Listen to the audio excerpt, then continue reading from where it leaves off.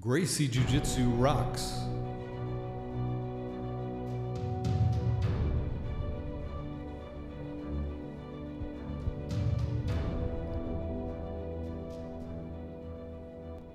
Welcome to the Gracie Jiu Jitsu Rocks podcast, a podcast dedicated to Gracie Jiu Jitsu and all things Gracie, including self-defense, competition, anti-bullying, women's self-defense and empowerment, nutrition, and most especially, the people involved in Gracie Jiu Jitsu. This podcast is for the average Joe. It's for anyone who practices, trains, teaches, or just loves to talk about or hear about Gracie Jiu Jitsu. We'll explore the lives of Gracie Jiu Jitsu practitioners, how they got involved in the art, and what effect it's had on their lives. So buckle up and enjoy the ride.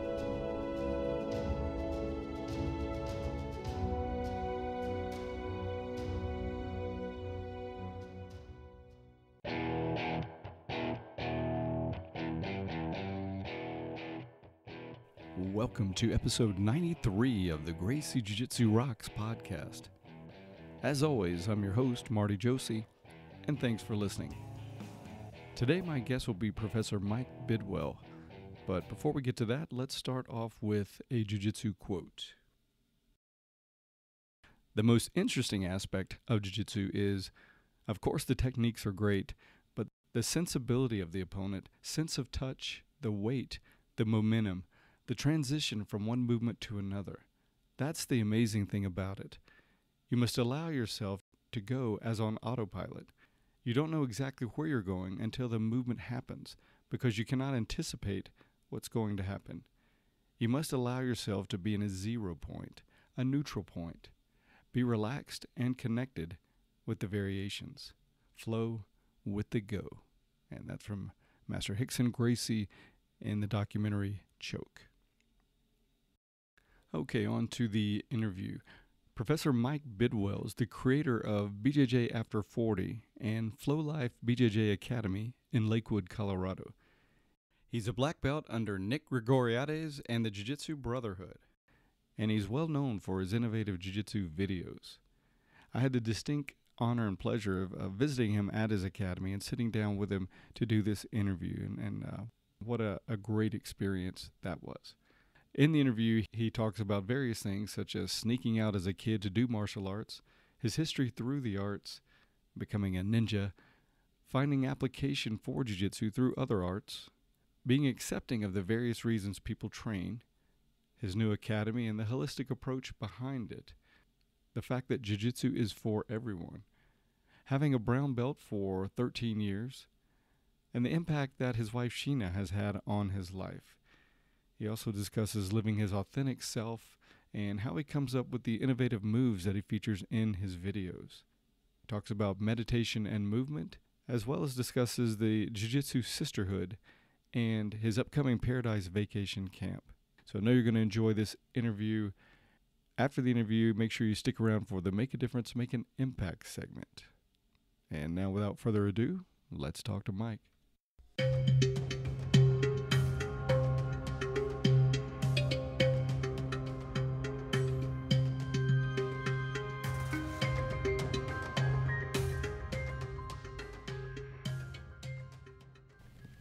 Okay, I'm speaking with Professor Mike Bidwell, creator of BJJ After 40 and Flo BJJ Academy in Lakewood, Colorado. And I have the distinct honor of being here in person with him in his academy. So, Professor Mike, so nice to be with you. Thanks for taking time to talk to me today. I'm so glad we get to meet up. This is awesome. It is awesome, and in person makes it even that much better. Cool.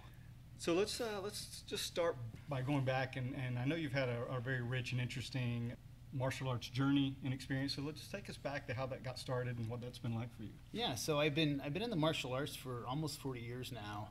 I'll be 49 this month actually, and I started martial arts when I was about 10 years old. So, and I always felt like, even when I was a kid, even before that, I just had this sort of calling to the martial arts. I've always sort of felt that, being drawn to it. I remember before I even signed up for classes as a kid, going to the library and signing out martial arts books and going home, and I'd be in my room practicing and punching and kicking, and I even had this little cool jiu-jitsu book that somebody gave me, and it had a bunch of like old school kind of Japanese locks and stuff and wrist locks. And I remember trying to like practice those on my brother. And we had this little mattress down in our basement. We would throw each other around and wrestle down there.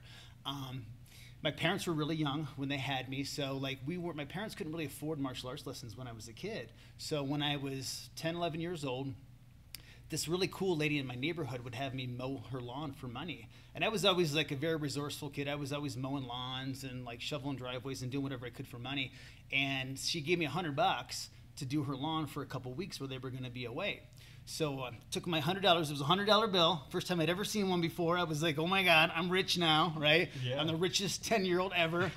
Or 11, whatever it was. So I get on my bike and I rode to the local karate school and I walked inside and I like signed myself up for lessons. I was like, I'm here to sign up for karate. You like lay your money down. I laid my money down and I was like, let's make this happen. Nice.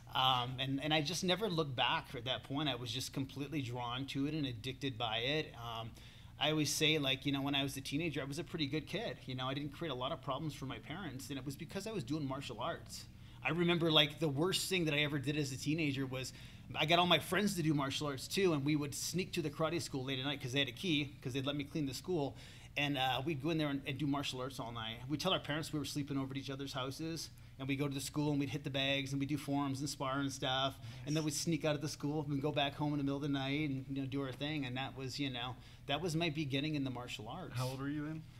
I started when I was like 10 or 11, and then, you know, did it all through high school, and I've never stopped doing martial arts since then. You know, it's been an entire, you know, my life. So when a lot of kids are sneaking out to do a lot of very different kind of things, you're sneaking out to go do martial arts. Right, That's right. awesome. I wasn't, you know, Love I never, and I believe in martial arts for kids because I feel like as a teenager, I never really got into any of the bad stuff. Like I wasn't doing drugs, I wasn't drinking alcohol, I wasn't creating problems for my parents, I wasn't getting into trouble. The worst I was doing was going to the school and training all the time, you know. So it was such a positive, you know, experience for me as a teenager, and you know, I just, you know, it was amazing, you know, looking back. So where'd it go from there? Well, I started out doing Taekwondo as a kid, and I think most people did back then because it was like you went to the closest karate school to your house, and that was the closest one because I had to ride my bike there every day. And so I got really into Taekwondo as a kid, and started competing and going to tournaments and stuff. And I got really into that and eventually got my black belt in Taekwondo. And what I started to notice as a young martial artist was that I felt there were holes in my martial arts, right? So I did Taekwondo and I could kick really well and I was pretty athletic and I could jump up and spin in the air and do all that cool stuff. But I noticed that the hand strike and the punching in Taekwondo lacked a little bit for me. We weren't really hitting to the head, it was punches to the body, and it just seemed like that part of my training was missing. So after, you know, I was in Taekwondo for a while, I ended up doing Kempo karate. And at the time, to me, Kempo was the thing. It had hands, it was a lot of hand striking, and the school that I went to was really more like a kickboxing kind of school. Like we would do forms, but we sparred with 16-ounce gloves on, and we were like pretty much banging full contact. So that was, you know, so Taekwondo led me to Kempo because I really felt like I needed, you know, to learn how to throw with my hands, use my hands the right way. And then I got into boxing and kickboxing and did a few kickboxing matches. And, you know, eventually that led me to ninjutsu. So before you, I definitely want to hear about that, but before you get to that, how was the transition from Taekwondo to Kempo? Because I actually did the opposite. I was doing Kempo and loved the rapid hand strikes. And then I moved to this small town and all they had was Shaolin Kung Fu and Taekwondo, and I had a lot of friends that were doing Kung Fu, but I had never competed, and I said, you know, let me try competing, and Taekwondo certainly does that, so I went to that, and it was just very different. Going from a lot of rapid hand strikes to not that much was really difficult for me. Sure. But, you know, what was that like for you, that transition? You know, I enjoyed learning how to punch more, like, because I hadn't really used my hands a whole lot. I was always, like, a really good kicker, you know. I have long legs. I was always, you know, fairly flexible, but not even back then. Wasn't nearly as flexible as I am now. But I could always kick really high and do a lot of cool kicks and stuff. But I always felt like like my hands were pretty weak. I didn't know how to throw punches the right way. So like in the school that I was going to was very much like a kickboxing kind of school. So there was a lot of like even more like Western boxing style punching. So it wasn't like the traditional chambering at the waist that you see like in Taekwondo and karate. It was more keep your hands up and throw punch, you know, jabs, crosses, hooks and uppercuts more than anything else. So I really liked the kickboxing. It was a lot of fun. Nice. Yeah. Nice. Then you went to ninjutsu. So that's ninjutsu, pretty cool. yeah. Not that often I get to meet someone who is a ninja. Actually trained and actually cool. was a ninja. So what's funny about that was, you know, and you have to put it into the perspective of the time period, right? If you go back, and a lot of young guys don't realize this, but there wasn't jiu-jitsu here 25 years ago. It just wasn't here. Like if you were lucky enough to be in someone's garage 25, 30 years ago, you know, one of the Gracies or something, you probably had access to it. But most people just didn't have access to jiu-jitsu. So for me, ninjutsu at the time was very popular, like in the media more than anything else, but it was always hard to find a school that did ninjutsu. And I ended up training with a guy who trained under Robert Bussey. So if you look at ninjutsu, there were basically two schools back then. There was Stephen Hayes, which wrote a lot of books on ninjutsu back in the 70s and 80s. And he's more of had more of a philosophical Zen-like approach. And then there was Robert Bussey, who was more like combat-oriented. Well, the guy that I trained with was under Robert Bussey, so it was more that kind of avenue. Which, you know, for me, like it led me to grappling because we were doing joint locks and we were starting to grapple and we were doing a lot of cool stuff like that. It wasn't ninjutsu in the sense of like we put masks on and stuff. Like I never owned a mask. I never had one or anything like that. But it was more of the right, yeah, exactly. But it was more of the combat aspect of it. And that's what really attracted me to ninjutsu because it was like, oh, we're doing like joint locks now and we're choking people. And it was sort of like a very raw, kind of dirty version of jiu-jitsu for me. Like it wasn't like as technical, obviously, as jiu-jitsu is, but it was like a stepping stone for me. So it was super important. And I got a lot out of that training, and I eventually even got my black belt. So you could say I'm a certified ninja now. Awesome. Excellent. Yeah.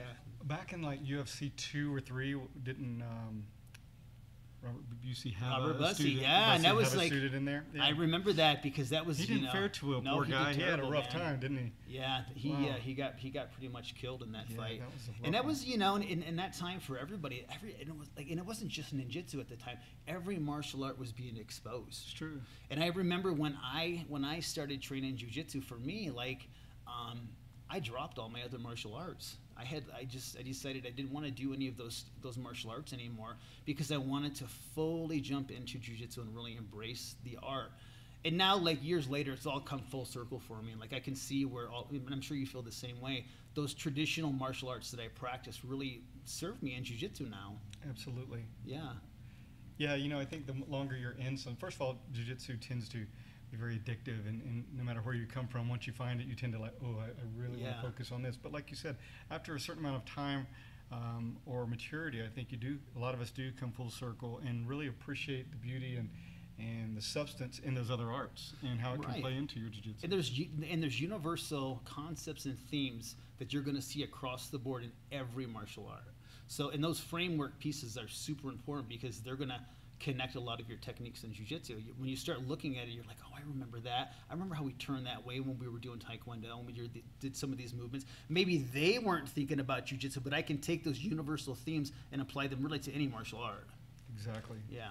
What would you say to, some of the jiu-jitsu practitioners out there who are a little more closed-minded and they see maybe a form or a kata and quickly dismiss that art? Like that wouldn't work in real life or in the UFC or whatever. What do you say? Well, I think that people train for a lot of different reasons. Not everybody does martial arts to be in the UFC. Not everybody does martial arts necessarily for self-defense. So I think you have to decide what are you looking for martial arts for? If you're looking for self-defense, not every jiu-jitsu school is going to be the best school for that either. There's a lot of schools that are very competition-oriented, right? Mm-hmm. And they're not teaching like, you know, things that like we don't do in jiu-jitsu, like headlocks and bear hugs, right? So maybe you're not going to learn that stuff, but that's stuff that you'd kind of want to know for self-defense. So maybe you're not into self-defense, so maybe your path is that you want to be in a more competition-geared school. Or maybe you do want to learn self-defense, so maybe you go that path.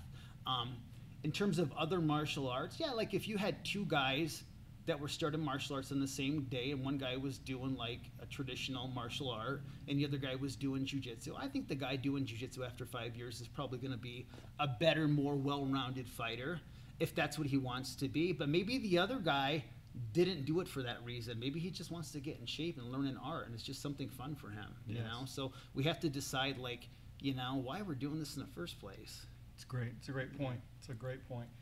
I love your academy. I've seen it in pictures, you know, and on Facebook, but just being here, there's just such a tranquil beauty to it.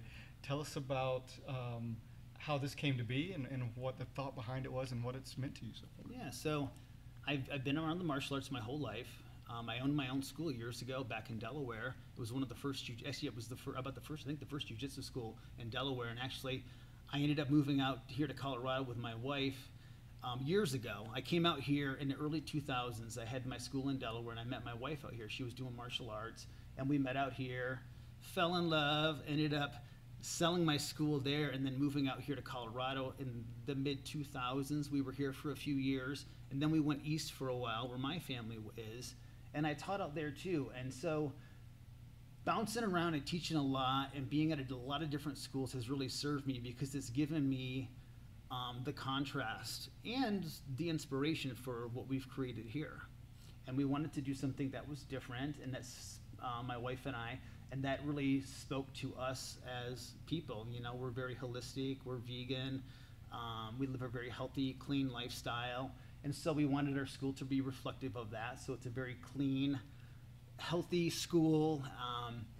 It's, you know, we're part of the Jiu Jitsu Brotherhood and the Jiu Jitsu Sisterhood, so we really try to keep our school open to everyone. It doesn't matter who it is. We've had students come through here that are women in their 70s, you know, doing jiu-jitsu. So we're literally open to everyone, whether it's a young guy who, you know, wants to do jiu-jitsu, wants to roll and do all that good stuff, and some people that, you know, want to learn self-defense. So we really try to create something that speaks of us, has a more holistic approach to the martial arts. And by holistic, I mean, you know, for me, martial arts years ago when I was younger, it was always a very physical thing. You know, it was always about arm bars and how can I make myself better getting an arm bar and how much faster can I get and how much more cardio can I get. And all that stuff's important, but that's just the physical aspect of it. And having a more holistic approach addresses the mental and emotional aspects of the martial arts as well, which is really, you know, the complete picture, and holistic being the complete person, you know? Absolutely. I really appreciate that about your school and about you.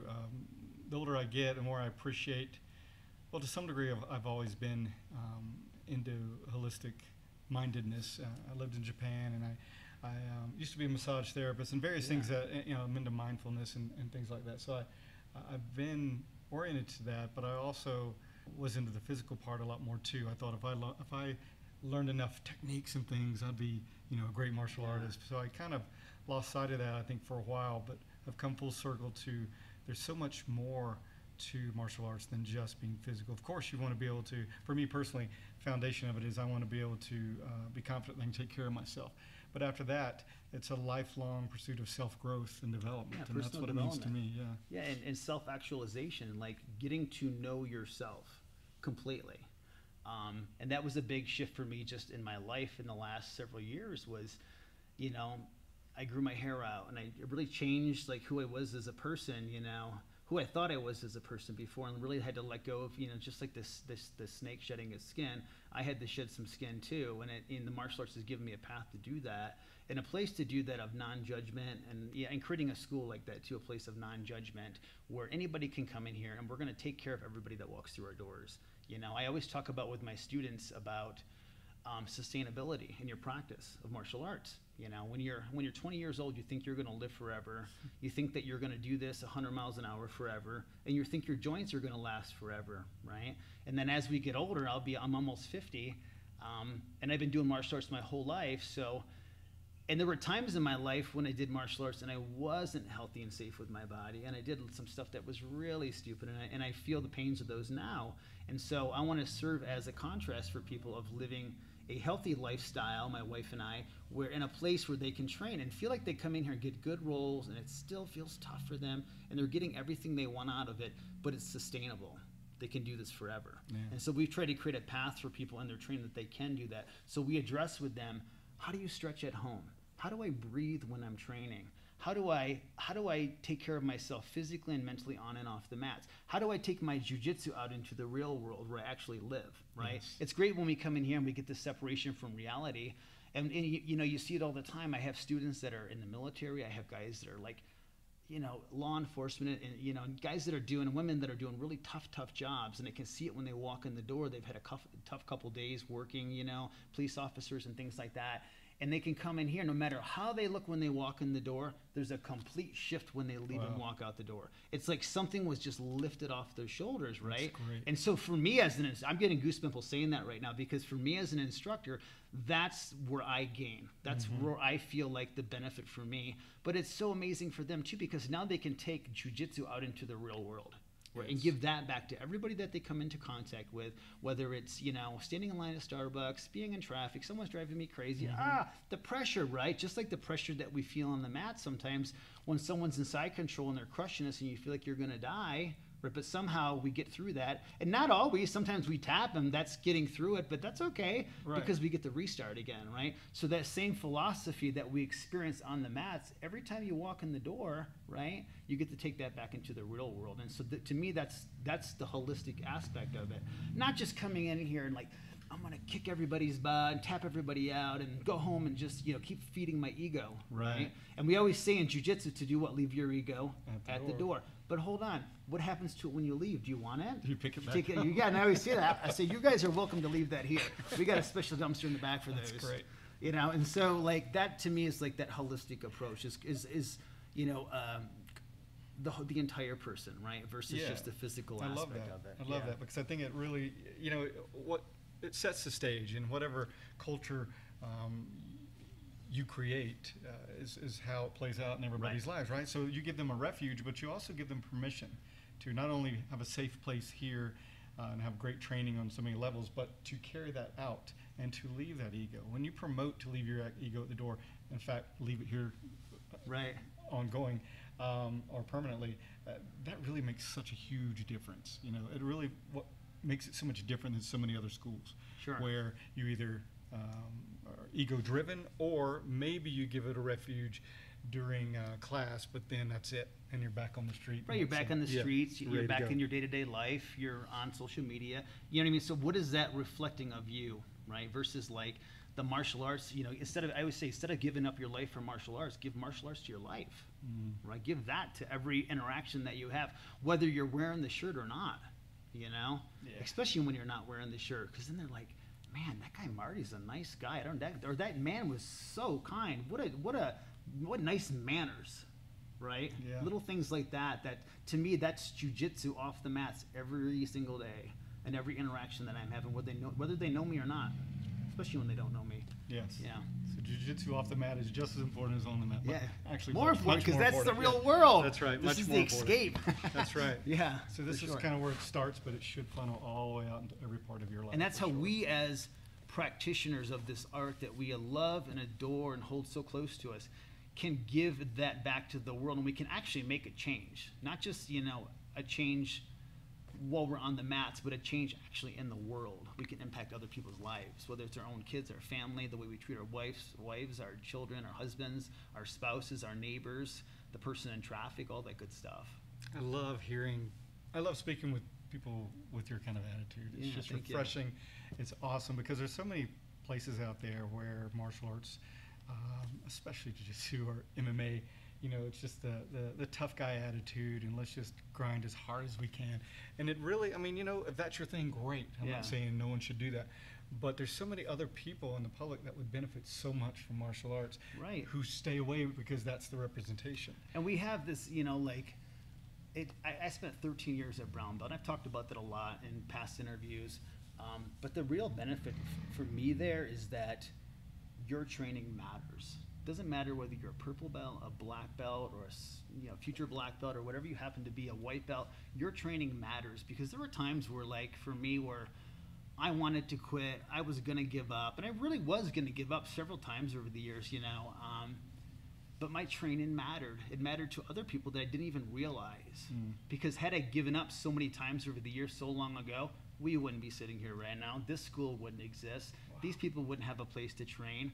All these people online that, you know, like my videos and are inspired by it or whatever they are, it wouldn't have impacted their lives either. So I tell my students that all the time. Your training matters, because when you show up on the mat, you give everybody else in the room validation that this is important, and you give them a physical body to practice with. And that's one of the things I love about this art, is it takes two physical bodies Doesn't take a whole lot of technology. That we are the technology. That's the cool part, right? We get to be the superheroes. I tell that to the kids I teach all the time. You're the superhero. How cool is that? You're literally all those cool things you see in video games. You can actually do all that stuff. How cool is that, right? Mm-hmm. So we have this opportunity to really impact people's lives by just showing up. It doesn't matter who you are. If you're a female showing up, man, oh man, you're really helping people because there's not a lot of girls that do jiu-jitsu. We know that, right? There's more now than there's ever been. But in most schools, there's not a lot. There's a few here and there, and some schools have more than others. But by just showing up, you're giving validation to everybody else that this is important. And so that was, an important lesson for me. So go back for a minute. You were at brown belt for 9 years. 13 years. 13 years, my bad. 13. It's way more I shocking. remember every one of them. If I'm not mistaken, that was some of the time when you thought seriously about giving up, and that was the time when you went through a big transformation. Yeah. So, and I think you spoke a little bit about that. Sure. But elaborate a little bit on that, and what kept you going when you wanted to quit. Well, so I got my black belt in 2014. I got my brown belt in 2001. So there was 13 years in there. Everybody always asks, yeah, but were you training the whole time, or was there like a 10-year break? No, I was training the whole time. In fact, I was even working at schools, at other martial arts schools during that time. So I was actively not just training, I was teaching. Jiu-jitsu is one of those martial arts, so that it's kind of funny because you can actually do it and be out of shape too, right? You can be really in shape and do jiu-jitsu, but you can kind of do it out of shape too, a little bit, especially when you get up to the upper belts, right? You could be rolling at brown belt and be a little bit out of shape and maybe overweight a little bit and still kind of do jiu-jitsu. For me though, being out of shape and doing jiu-jitsu wasn't good for me because I'm a small guy. My frame is about a 150, 160 pound guy. I'm not a big guy. And so there was a point in there where in my 13 years at brown belt where I gained some weight and I wasn't in the shape that I am now. And I was always hurt. That was the thing. I was constantly getting injured. And it was just, there was a lot of frustration around injuries. I had 2 shoulder surgeries early on in my jiu-jitsu career. And I was constantly hurting my neck, hurting my back, and all that kind of stuff. So the big shift that happened for me was I kind of came home one day and I told my wife, I said, hey, I'm gonna flow Mike Bidwell. And she was like, what do you mean? I said, I'm gonna flow Mike Bidwell. I think I'm gonna really change the way that I think, the way that I live, the way that I eat, everything. And my wife's amazing and she's so supportive and she's like an expert with eating healthy and food and everything like that. And so she really helped me clean up my diet. And she helped me, get into the best shape of my life, and mentally and physically, not just, getting in physical shape, but getting in good mental shape too. And that meant, meditation, and it meant breathing, and it meant mindfulness meditation, and it meant a lot of things coming together to really shift me as a human being. And I really did. And so I started competing again, which was the first time I had competed in 10 years. And I competed pretty regularly for about 2 or 3 years from around 2012 to just a little bit after I got my black belt in 2014. Then I decided to stop competing. But I got really into competing, and that kept me in good shape, and it really helped me just shift who I was. And I put my first video out for BJJ After 40 on July 9th of 2014, right after I got my black belt. I got my black belt in January. And it's funny because you get your black belt in jiu-jitsu, especially after being a brown belt for 13 years, and you're like, okay, what am I going to do with this now? It's a weird thing, actually, to not be chasing belts for the first time. There's really not a whole lot in front of me. Now, I'm not, maybe someday I'll be a coral belt or a red belt, but you don't think about that when you're first getting your black belt. The red belts are like unicorns. You know what I mean? I'm not going to be a unicorn for a long time. I probably won't even get there in this lifetime. That's okay. So you get your black belt, and I was like, what do I do with my black belt now?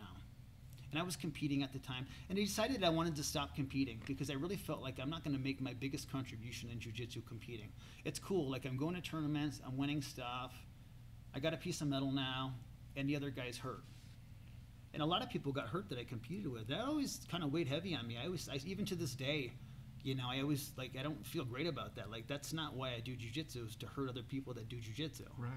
And a lot of times in competition, you have to, unfortunately, hurt people to win a match. And that was happening a lot, and I wasn't enjoying that aspect of it. So for me, the service was, I put my first video out July 9th of 2014, and that's when I created BJJ After 40 and got a lot of positive response from that first video, and it just created enough momentum in my life to really believe in that and continue with that, and I have ever since.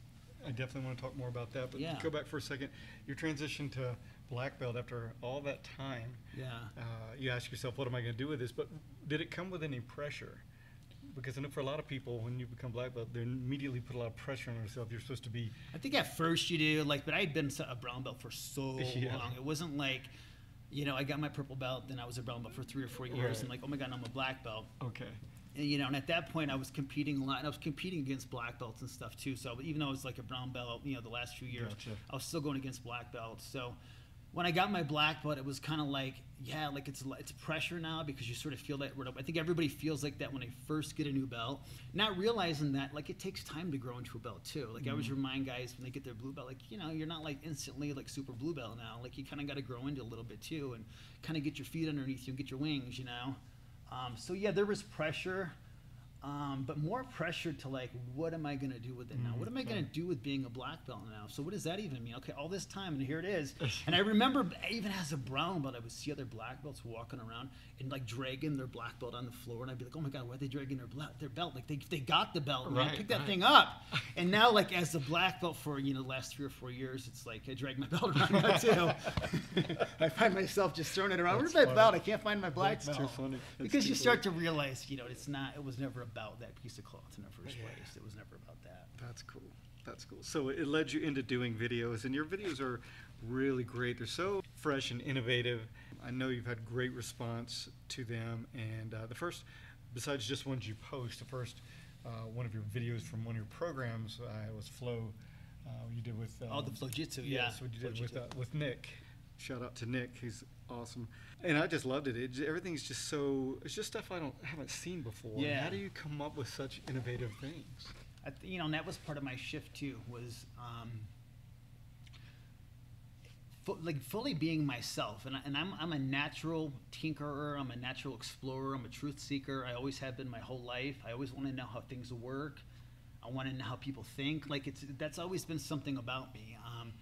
So, you know, in jiu-jitsu, you know, it's the same thing. Like, I like to tinker. I like to figure out, well, why does that work? I become obsessed with moves. I'll think about them. I'll wake up in the middle of the night with moves in my head. Part of it, too, is, like, I just feel like, you know, when you're fully yourself, you get to connect to something a little bit higher sometime. You get to vibrate at a little bit higher vibration, you know. And I feel like being a conscious person and an awakened person has allowed me to connect to something bigger and better than me. And I think jiu-jitsu is bigger than me. And so, like, I'd always been, like, a kind of person, like, who would play around with and come up with moves and stuff like that. But I never felt like they were my moves, you know. I never felt like I needed to hoard jiu-jitsu. I'm not here to hoard it. I'm here to share it. So, and jiu-jitsu is a sharing. So when I see a move or come up with a move, my instinct is to give it to the world, not to hold on to it. It used to be to hold on to it. And even early on in my videos, even, like, the first year I was doing videos, there were certain moves that I'm like, I'll never put that on video because that's my move. My move, it's not my move, man. Like, and when I give it out like that, it comes back to me a millionfold. And I give it out without asking for anything in return. That's so beautiful.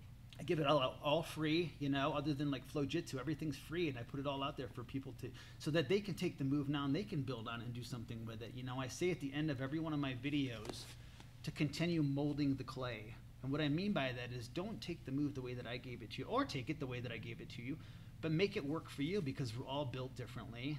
We all think differently. We have different personalities, different experiences, the ways our bodies move are different. So take the move and have fun with it. And that's what I do, because, you know, when I just like to tinker and play with the moves, and stuff will just come up. We'll get in here sometimes, my wife and I and some students, and we'll just tinker for an hour or two, and at the end of it, they're like, oh, we'll come up with something, we'll find it. And then sometimes, you know, I'll take that move and I'll give it kind of the litmus test, and I'll roll with it and see what's happening.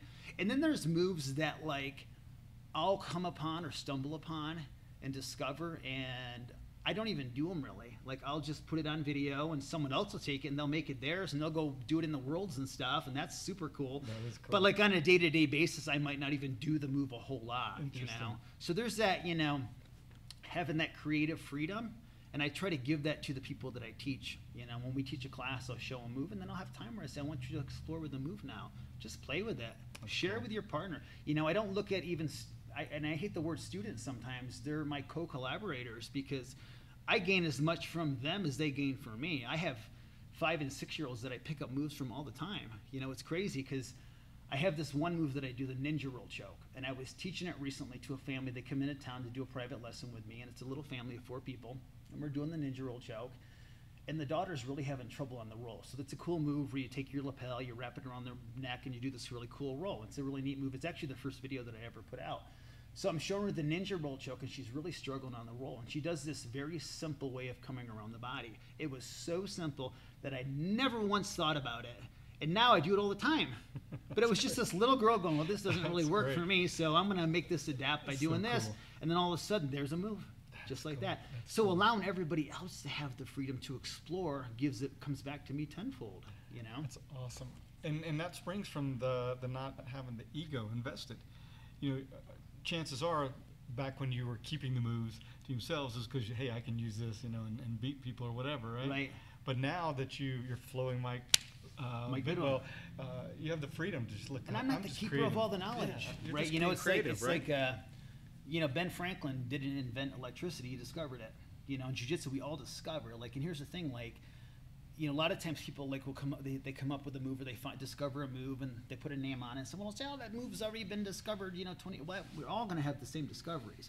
If you took 2 people that had never done martial arts and put them in a room and said, listen, I want you guys to spend the next 5 years figuring out combat. Like this, figure out what happens when someone tries to hit you or hurt you. What are they going to do? Well, they're going to probably figure out some aspect of jiu-jitsu because we all start with 2 arms, 2 legs, and a neck. So at some point, we're all going to do the same stuff, right? Right. So, you know, across the board, whether it's jiu-jitsu, judo, sambo, catch wrestling, whatever, there's going to be elements that you're going to see all the time. People constantly tell me, oh, did you do catch wrestling? Everything you do looks like catch wrestling. I was like, I find catch wrestling really interesting, but I've never actually studied it. But they're joint locks. They only bend in certain directions, so at some point you're going to kind of all figure out the same stuff. You know, It doesn't matter what we call it, you know. That's cool. Yeah. Cool. So having that freedom of it, like it's not yours. You love the creative process, but you also love sharing and letting people run. And let people share too and create. Yeah. That's wonderful. So going back to talking about your academy and the whole philosophy and how it spreads. One of the things you've actually added recently is a communal flow movement meditation class. Yeah. Tell us about that. So, you know, we always want to connect to our community. And my wife and I, we meditate every day anyhow. So what we did is we put time aside 3 days a week. We have 2 nights and 1 morning on Sundays where we allow people from the community just to come in and meditate and sit. They can stretch, they can do whatever they want, make any kind of movements they want, they can stretch, they can meditate, they can just sit quietly if they want. And it's great because, you know, being a veteran myself, it's cool offering it to veterans, it's cool offering it to like local police officers or people that have high stress jobs, or just normal people that need a break from their family, from their kids, or from reality or whatever, and just come in and just sit. And with no expectation on our behalf other than for them to just come in and enjoy the space because it's not being used at that time anyhow. Nice. And it's a great way for us, just like I said, to connect to the community too. And you also were put in for or nominated for the Lakewood Sustainability Award. Yeah. What was that about? So when we opened up this space, you know, the way it looks right now, and you can check it out like on our YouTube channels and stuff, it looks very different now. And there's actually a cool video on there that shows the entire transformation. This was a secondhand store for a long time. It looked like it was put together in about 1969 or 1970, so it was all like old paneling, and there was just tons of wood on the ceiling, like lattice work everywhere, so it was just wood everywhere, and it was divided up into rooms, and there was like shade carpet, and it was just very old and old-fashioned lights hanging down, like fluorescent lighting that were making buzzing sounds and stuff. So it was very different than what it looks like right now. But what was really, really cool was that instead of throwing a dumpster in front of our school and just dumping everything in there and putting it in a landfill, we put ads out, and people came and just took whatever they wanted. Like all of the wood got donated to local businesses. Nice. We had a family that came in and took they took it all down, and they took it home, and they built a playhouse for their kids. So literally every piece of, quote, trash that was in here was recycled and reused somehow. Every light, everything, all the metal, everything was donated and either was recycled or reused in some aspect. So that was really cool because it was a nice way to start our school in this very cool, holistic way that felt really good and felt awesome. Even though it took a little bit more time to do all that stuff, it was so worth it, and it made us feel great, you know. And it was such a great thing for our community too. Awesome. Yeah. Really, really great the impact that you're making in the community.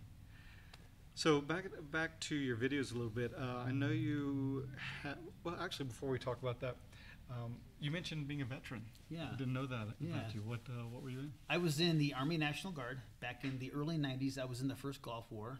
So I was in the Desert Shield, Desert Storm. And I spent almost a year over in Saudi Arabia as an MP. I was a military policeman.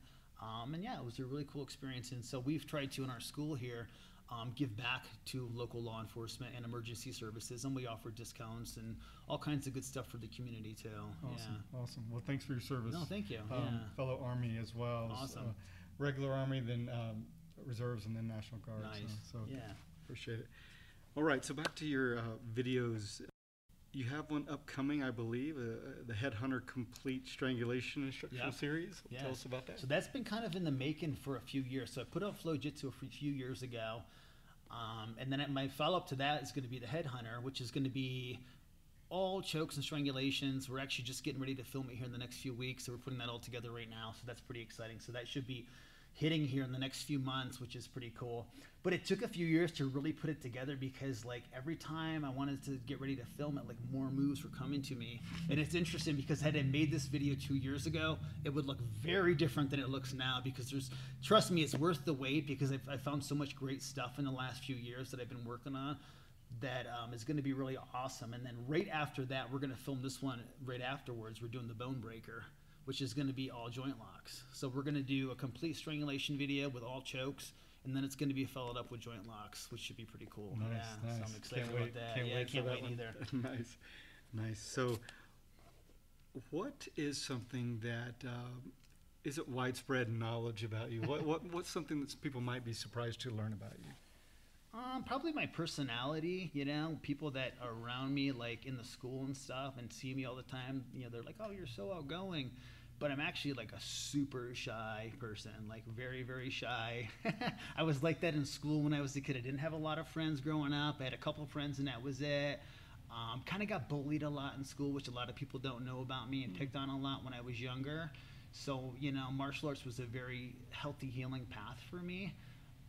And it helped me get out of my shell a lot too, because I was such a shy kid. And it helped me with athleticism as a kid too, because martial arts gave me these real cool athletic abilities as a kid that got me through a lot in school. You know, like in gym class, which is, you know, when you're kind of a shy kid or nerdy kid, you kind of get picked on a lot in gym class. But because of martial arts, I was always athletic. I could always get by in gym class, and, you know, it was kind of lay low and be under the radar a little bit versus, you know, it becoming like a nightmare for me. So I think people would be surprised to know that I'm a pretty shy person. You know, it's just sort of my personality, I guess. Okay, that's interesting. I'm by nature pretty introverted and shy too. Yeah, a lot of people wouldn't realize that either. But I think that people that have gone through bullying themselves make much better teachers for children. Sure. It just naturally you I've feel always more, you know? had a lot of empathy and compassion for kids that go through that because I've been through it. I know what it's like, and you know, that's a tough thing for kids to have to deal with, especially in today's world where it's, you know, it's not just like the physical bullying, which is bad enough, but it's all the online stuff and all the things that go into that too. So I think, you know, kids, it can be really tough for kids nowadays, and I think martial arts can be a really good path for them to really develop their self-esteem in a really healthy, safe environment. Absolutely, absolutely. Okay, so we know about Nick Gregoriades and the Jiu Jitsu Brotherhood, and you're a part of that. What is the Jiu Jitsu Sisterhood all about? So the Jiu Jitsu Sisterhood is an offshoot of the Jiu Jitsu Brotherhood, and my wife runs that, and there's a website. Everybody should check it out because there's a lot of great stuff on there, and it's a great site for females because there's not a lot of stuff out there for women in the martial arts. You know, it's very underserved right now. There's more women now practicing jiu-jitsu than ever, but there's still like not a lot of girls doing it, you know. And I think that what's great about the Jiu Jitsu Sisterhood is it gives people a format where they can go there, and she has all kinds of great articles and a lot of supportive tools for females, for jiu-jitsu practitioners, which is really, really cool. That's wonderful. Yeah. What's the website? It's the Jiu Jitsu Sisterhood. There's actually links up on Jiu Jitsu Brotherhood. Okay. I think it's girls.jiujitsusisterhood.com actually. Excellent. Yeah. Excellent.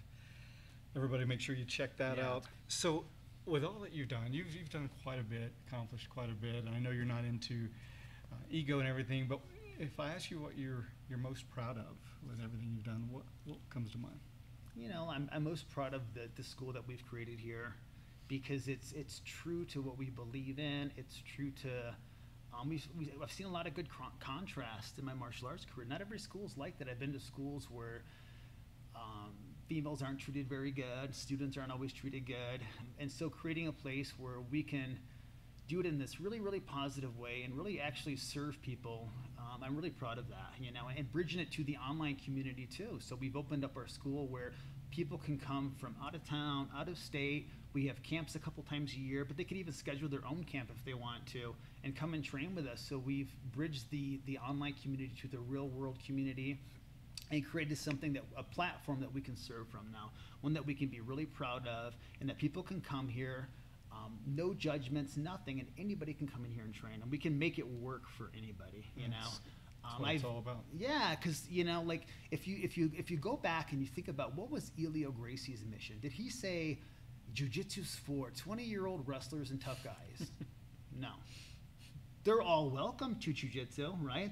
That's great because they're going to find it anyhow. That's a great thing. But it was for who? It was for the weak and for maybe people that aren't as strong, or people that aren't as coordinated, right? That's the people that can be served by jiu-jitsu. So creating a school that is open to that, right? And actually like really takes care of those people, right? And just and anybody who wants to train, whether you are a 20-year-old wrestler or you're someone who does want to compete, or you're just like, you know, a 48-year-old dad that wants to like do this stuff with his kids, you know, and have fun and stay safe doing it. So creating this environment here, I'm really, really proud of it. Excellent. It's awesome. Excellent. And you have a camp coming up actually. Yeah. Tell us a little about that. So we're doing 2 camps. Right now we have 2 camps scheduled this year. And so the next one's going to be in June. It's going to be June 21st through 24th. It's 3 days, basically, like a little 4-day weekend kind of thing. And people come into town, and we have private lessons scheduled with them, so small group private lessons where I'm teaching all the classes, and essentially in a weekend they're going to get about 14 or 15 hours of training. So we're doing everything from recovery to how to stretch, how to think, how to train, how to create moves, how to build your own personal game, just everything you can think of about jiu-jitsu. We're going to spend an entire weekend doing all that good stuff. And then we have another one coming up in September too. And then if those dates don't work for people, they can contact me and schedule a weekend where they could come out either by themselves or like a family or a husband and wife, anything like that. We can make it all work for them and do the same thing. Yeah.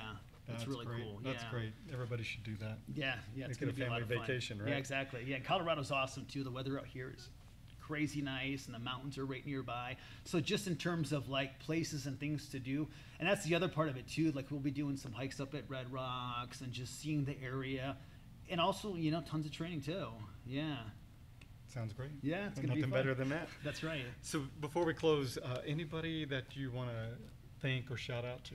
Yeah, of course. You know, I'm sponsored by Origin, and I'm a big fan of Origin because they're literally the only, I shouldn't say they're the only company that makes skis here in the U.S., which is really cool. Everything's American made. And as a veteran, I think that's really, really important. And they make a great quality product too. I love their gis. They don't fade, they don't fall apart. This gi right here that I'm wearing right now is like over 3 years old, and it looks like it's a brand new gi. So they really make a great quality product. So I love Origin, so definitely want to give a shout out to Origin. Also check out my other sponsors on my site because we have a lot of great sponsors that support us and do great things for us. And you know, they're all products and things that I really believe in and use on a day-to-day basis. And I don't ever take paid sponsors either, so it's just stuff that I use. And you know, if I recommend something, it's something that I'm using. So check out Origin because they're an amazing company. Excellent. Yeah. Excellent. Well, man, you have really impacted a lot of lives. Thank you. And I want to thank you. I really appreciate you taking time and speaking with me and letting the listeners get to know you better. Thank you. A little bit about your life, your class act. And I wish you a long, healthy life. And likewise, friend. That's awesome. All right. Thank you. Thanks, buddy. Yeah, thank you, man. Okay, really enjoyed speaking with Mike. What an exceptional and amazing person he is. Okay, up next is the Make a Difference, Make an Impact segment.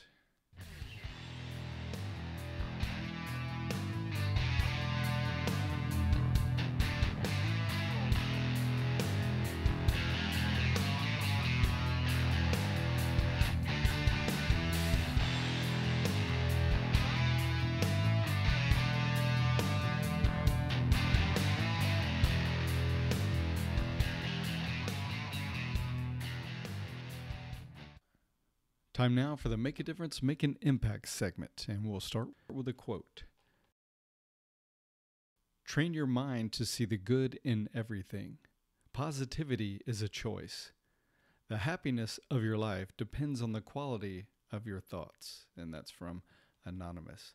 So what a great thought, what a great quote. It's truly amazing that we can actually change the quality of our lives by being positive instead of negative. You know, at any given moment, we have a choice on what we're going to focus on. We can choose to focus on the positive, for example, that we're healthy, that we're free, or that we had a meal today, or, you know, whatever it may be for you. Or in that same moment, we could focus on the negative, what's missing in our lives, what we don't have, what's not going right in our lives. And whichever one we choose to focus on will determine the quality of our life, the quality of our experience in that moment that we're focusing in.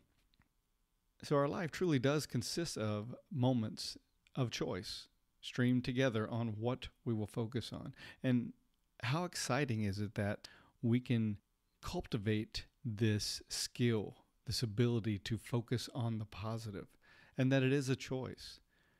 And the more we keep in mind that it is a choice and it is a skill that we can develop and continuously hone in and make our life richer and better all the time through what we focus on and through our positivity. So going through your day, your week, your month, I invite you to keep this in mind, that positivity is a choice and that our happiness does depend on the quality of our thoughts. Be aware of what you're focusing on, and if you find yourself focusing on negative, reframe that and shift it. Ask yourself, what's good about this right now? What's positive in this moment, or what can I find positive about this? And I think by doing so, you'll find that your life is a lot more happier, joyful, and fulfilled. And that's going to do it for this edition of the show. As always, I thank you for listening. Hope you're enjoying the show. If you feel like you're benefiting from the show and want to show your support, you can support us on our Patreon page, and a link in the show notes. Please like and follow us on social media and help us spread the word by reposting our posts and telling others about the show. You can leave comments on the website at www.graciejujitsurocks.com. You can also go to iTunes and leave comments, as well as rate the show, and we would appreciate a 5-star rating, which helps us with our standing in iTunes. You can also leave comments on our YouTube channel. If you have suggestions for the show, please don't hesitate to give those. We always like feedback and suggestions. Okay, that's going to do it. So until next time, this is Marty Josie, and I'll see you on the mat.